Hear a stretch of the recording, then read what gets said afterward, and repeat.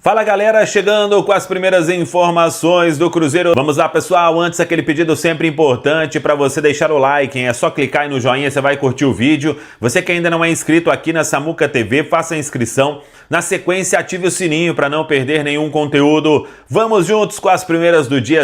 Fala galera, chegando com as informações importantes do Cruzeiro nesta quarta-feira, dia de retomada dos trabalhos na Toca da Raposa 2. Boa notícia! Jogador próximo de sair do departamento médico, recuperação. Mais do que surpreendente, Cruzeiro perto de fazer mais uma venda histórica no futebol feminino, garantindo a permanência de volante que se destacou nesta temporada. Vamos falar mais sobre o fair play financeiro. Tudo isso você confere a partir de agora na Samuca TV. Nesta quarta-feira, começando com aquela informação que a gente tinha antecipado já na semana passada, o Cruzeiro hoje comunicou o desligamento do Luciano Dias, treinador da equipe Sub-20, e agora o Cruzeiro no mercado buscando um novo técnico para a categoria. Uma informação até que a gente trouxe mais cedo na nossa live é que o Joaquim Pinto vem conduzindo aí um processo seletivo para que o Cruzeiro consiga um bom nome para comandar a categoria, o Cruzeiro entendendo que o técnico é parte fundamental neste processo de formação para trabalhar ali também na transição base profissional e por isso o Cruzeiro terá um novo técnico na categoria Sub-20. O Cruzeiro já tinha anunciado o Wendel para a vaga do Tony na equipe Sub-17 e agora nos próximos dias aí teremos quem vai comandar o Sub-20 do Cruzeiro. Temos informações importantes também do time feminino.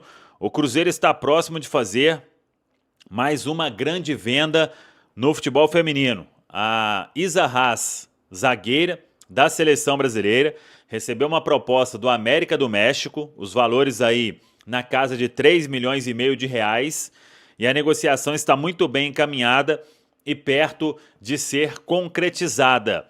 O Cruzeiro não fala oficialmente sobre, mas é bem provável que ao final do campeonato estadual o Cruzeiro aí tenha a venda oficializada. Cruzeiro que já negociou outras jogadoras ao longo desta temporada, receitas importantes aí do time feminino com essas negociações. A Rebeca tinha sido negociada com o futebol dos Estados Unidos, recentemente a Isabela com o Paris Saint-Germain. E agora a Isa Haas, perto aí, repito, de ir para o América do México. Em contrapartida, uma boa notícia. A volante Bedoya teve o contrato esticado pelo Cruzeiro, né? A renovação saiu. A gente tinha trazido essa informação também há um tempo no Central da Toca. As duas titulares que faltavam para renovar, a Marília e a Bedoya, e que as negociações estavam bem encaminhadas. A Marília o Cruzeiro anunciou há alguns dias e hoje a renovação da Bedoya, contrato agora até 2027. Cruzeiro garantindo aí a manutenção das principais jogadoras titulares do time que fez uma grande campanha nesta temporada. E para o ano que vem a tendência é de um Cruzeiro ainda mais forte, porque o time feminino vai disputar a Copa Libertadores. Hoje foi dia de reapresentação na Toca da Raposa 2, o Cruzeiro começando a preparação para o duelo diante da equipe do Juventude e com uma ótima notícia. O clube até postou nas redes sociais que é sobre o Mateuzinho, o Matheus Henrique. Ele iniciou o processo de transição da fisioterapia para a preparação física e dentro daquilo que a gente trouxe já há algum tempo, o Mateuzinho tem muita chance de voltar a jogar no início de dezembro. Ainda estamos com 12 dias do mês de novembro, talvez até no final ali de novembro ele já possa ter condição, mas todo mundo trabalha também com uma certa cautela. A fratura na costela foi importante, tanto que num prognóstico inicial o Mateuzinho não jogaria mais nesta temporada, mas a recuperação do atleta muito positiva e por isso tem chance de reaparecer ainda neste final de ano. O restante foi a campo aí para um treino técnico. O Janderson, jogador que vem se recuperando, zagueiro jovem, de uma cirurgia de LCA, de ligamento cruzado anterior, tem aparecido para algumas atividades no campo. E o Fagner, ainda na preparação física, também foi a campo nesta quarta-feira na Toca da Raposa 2. Para a gente fechar, temos informações importantes com relação ao fair play financeiro. A expectativa é de que no dia 26 de novembro, o fair play financeiro, para cuidar aí dessas questões no futebol brasileiro, a expectativa é de que ele seja anunciado no dia 26 de novembro. E aí tem duas questões que essas questões deixaram aí o torcedor bastante preocupado, que tem a ver com recuperação judicial e com a questão de aporte. E o que a gente apurou é o seguinte: com relação à recuperação judicial, tem duas medidas regulatórias e a validade para os clubes que aderirem à RJ, a recuperação judicial, a partir do fim de abril de 2026. Os clubes que aderiram à RJ antes desse prazo estão livres. Esse é um ponto importante. E essas medidas regulatórias, uma tem a ver com a limitação da folha salarial e a outra, equilíbrio financeiro nas janelas de transferência. Aí o que isso significa? Não tem a ver com o Cruzeiro, viu, pessoal? Quem entrar em RJ a partir do ano que vem, de abril, que em cada período de registro de atletas, o clube só vai poder realizar a contratação se o valor total líquido gasto com aquisição ele for igual ou inferior ao valor total líquido arrecadado com venda. Então, para quem ainda não tem RJ, o negócio vai ficar complicado. O Cruzeiro não está nisso. E a outra questão é com relação ao aporte. O aporte ele precisa aumentar o capital da SAF, da Sociedade Anônima do Futebol, e não considerar o aporte como empréstimo. É um recurso que serve como investimento e não como empréstimo que poderia ser ou precisaria ser devolvido depois. Aí tem uma diferença fundamental, né? Investidor com mecenas. O mecenas ele coloca a grana e recebe. No caso, o investidor não. Você vai fazer um aumento no capital e aí é importante. Isso aí não tem restrição. Então, o que o Pedro Lourenço faz na SAF do Cruzeiro, ele vai continuar sem limitação, né? O texto lá do fair play financeiro do futebol brasileiro, ele diz o seguinte: aportes de capital para cobertura de resultado negativo sem limitação. Então é nisso que encaixa o Cruzeiro. Vamos aguardar, claro, o Cruzeiro está acompanhando de perto, assim como vários clubes, e aí a gente traz essa informação para todos vocês aqui na Samuca TV. O Cruzeiro treina hoje, amanhã e sexta, tem uma folga no sábado, depois o Cruzeiro vai direto, treina domingo, segunda, terça, quarta, viaja para Caxias do Sul, joga na quinta, retorna, sexta, sábado e domingo, sexta e sábado, e no domingo tem jogo diante da equipe do Corinthians. Essa partida no Mineirão, domingo às 8h30 da noite, até um duelo aí de esquenta, né? Para os jogos das semifinais da Copa do Brasil, entre Cruzeiro e Corinthians, que vão decidir uma vaga na finalíssima da competição. Claro que jogadores que estão se recuperando no departamento médico, eles tiveram aí uma programação especial neste momento de folga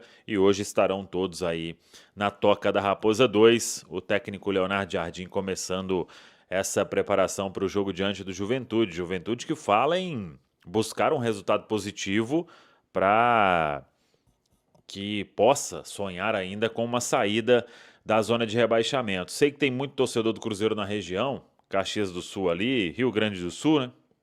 E tem lá no nosso centraldatoca.com.br os ingressos para esta partida. De acordo com as informações divulgadas pelo Juventude, Os ingressos estarão disponíveis com o valor promocional, hein? R$20 até domingo. Domingo agora, dia 16, no site Eleven Tickets. A partir de segunda-feira, dia 17, aí o ingresso à inteira passa a custar R$40, R$20 a meia entrada. Então, o torcedor que quiser comparecer aí dos redutos, né, espalhados Brasil afora, principalmente o pessoal da região ali de Porto Alegre, Rio Grande do Sul, para este duelo importante. Então, no ano passado estivemos lá e o Cruzeiro venceu. Era a última rodada da Série A do Campeonato Brasileiro e o gol foi marcado pelo Teves, que hoje está emprestado ao Atlético Paranaense. E nesta partida, ontem trouxemos a informação, Fabrício Bruno vai atuar normalmente. Ele retorna de carona no avião da presidente do Palmeiras, da Leila Pereira. O avião vai buscar o Vitor Roque e o Fabrício Bruno vem até São Paulo no avião da Leila e de São Paulo segue para Caxias do Sul.